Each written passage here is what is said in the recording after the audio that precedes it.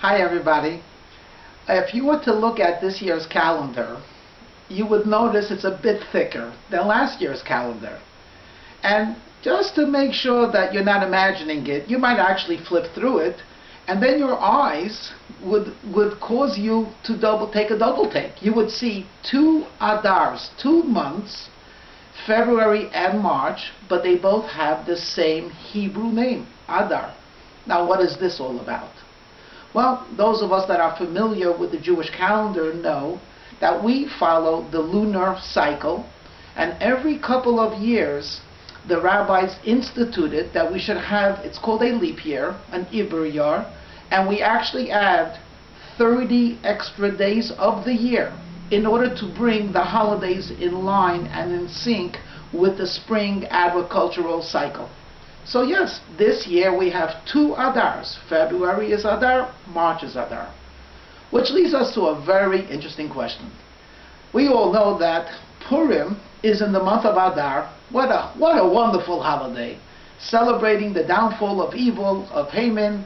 We're deliriously happy. And the question is, which month should we do it in the first or the second? As the Talmud says, should we follow the usual year where it's Shavat, Adar, and Adar is Purim? Or do we say no? Every year Adar precedes Nisan, which is Passover. And if that's the case, we should wait for next month. Back and forth, and they come up with the following observation.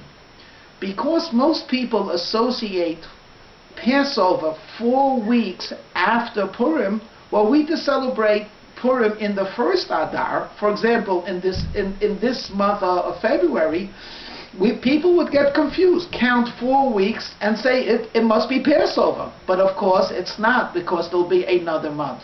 So in order to avoid confusion, the rabbi said to celebrate Purim the second Adar, which in this year corresponds to the mid-March. But this leads us now to another question. Mishenichnas Adar, when the month of Adar enters, we increase in joy. Should we wait for the second month to increase in joy? After all, that's when we'll be celebrating Purim.